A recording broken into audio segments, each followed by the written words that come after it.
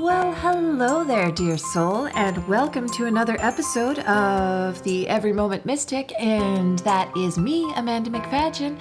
In today's episode, we are exploring making some bread, baby. Yeah, it is simpler than you think it is, and everybody can do it. So I hope you enjoy this video and find exactly what you need to help you start your bread making journey. Let's get this party started, as it says down below. I have included some tips and tricks in the video. You'll see them pop up from time to time, and those are some of the pro tips and things that I've learned throughout the course of my bread making experience. Now, I started making my own bread because I like the smell of bread, and it's just something that brings joy. It brings joy to almost everybody I've ever known. I used to take bread to people that were very sick, and my family has loved every time I've ever made bread. In fact, they pitch a fit and go on strike if I don't make bread. If I dare go to the store and have the audacity to buy a store-bought loaf, let me tell you, I'm hearing about it now. I hear about it, definitely. They do not like it. Because let's be honest, right? The price of a loaf of bread is pretty out there. For what it is, it's pretty expensive. Even the junky loaves of bread are pretty expensive.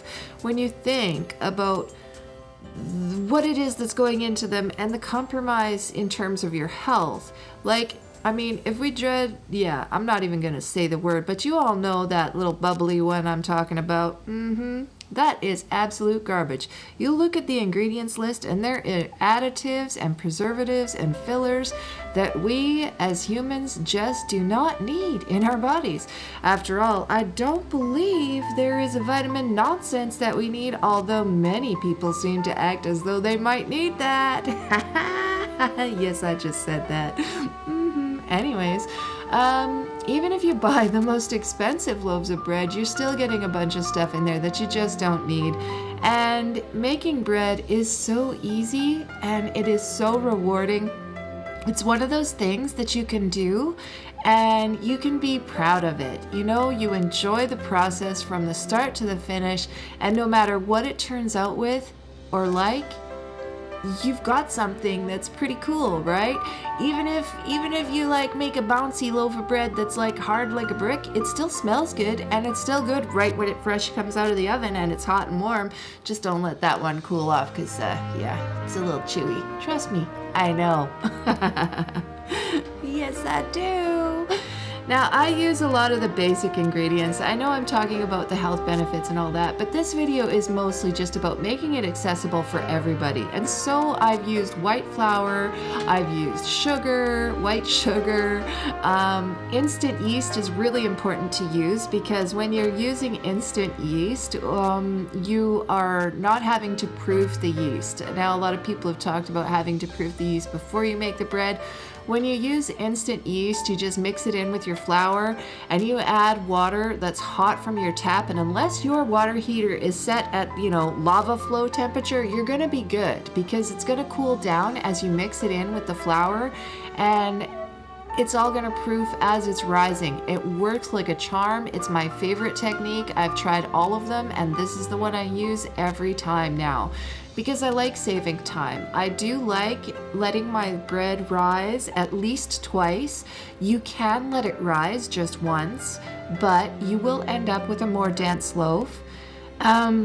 Also, the other thing is when you're using flour, even if you're using white flour, the more expensive white flours will take a little bit more water than the cheaper white flours. So just be aware of that if you're buying a no-name brand, it's not going to take as much water. And if you upgrade to a named brand of white flour, it will take a little more water.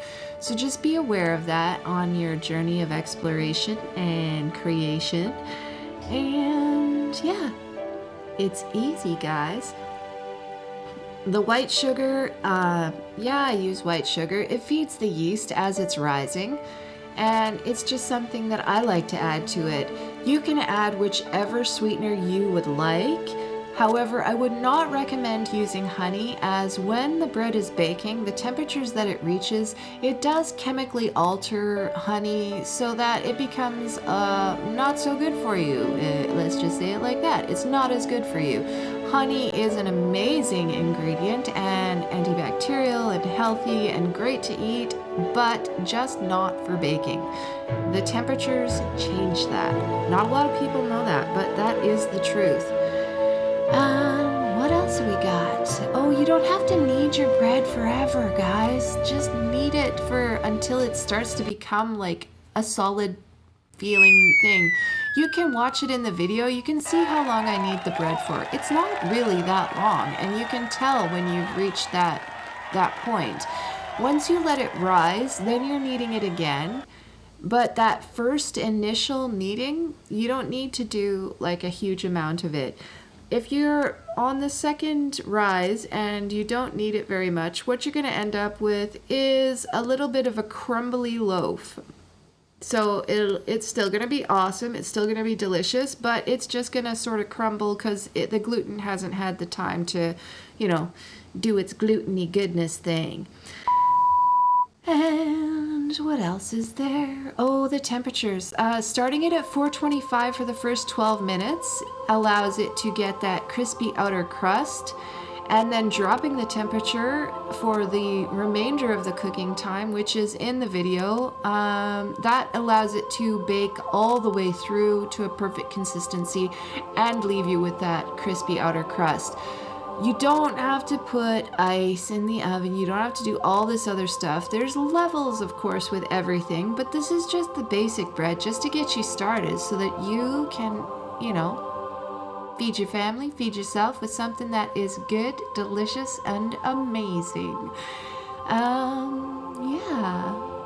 What else is there? I know there was something that was just on my mind. Oh, and I kept the clip in of me dropping the camera into the bread dough because that's life, right? That is life. As always, I figured somebody would find it entertaining. Yeah, it fell into the bread dough, and you can only imagine the look I got when I went into the store to buy a lens cleaning kit because my camera lens had bread dough on it. Yeah, that's right. I said bread dough. Yeah. I think I was the first, the first one that walked in that store with that. It was great. I loved it. I'd do it again. Oh, and you'll see also when I'm done kneading, I'm sort of hovering my hands over the bowl. And that is just me doing the every moment mystic side of it, where I am infusing the bread dough with the highest vibrational energies that I can muster up at the time, because I simply want it to go and be a product that creates joy, peace, and love within my loved ones who I know are going to be the ones eating it. And even if I was just giving it to someone else, I would still supercharge my bread dough just because it's like a little gift from the universe, and I feel better making the life better for myself and everybody else around me. That makes sense somewhere, doesn't it? This is the 4th time I've tried recording this. And on that note, I do hope that each and every one of you that have made it this far do endeavor to try and make your own bread. Please know that you are loved, you are beautiful, you are precious and needed upon this earth. And thanks for watching. Love you.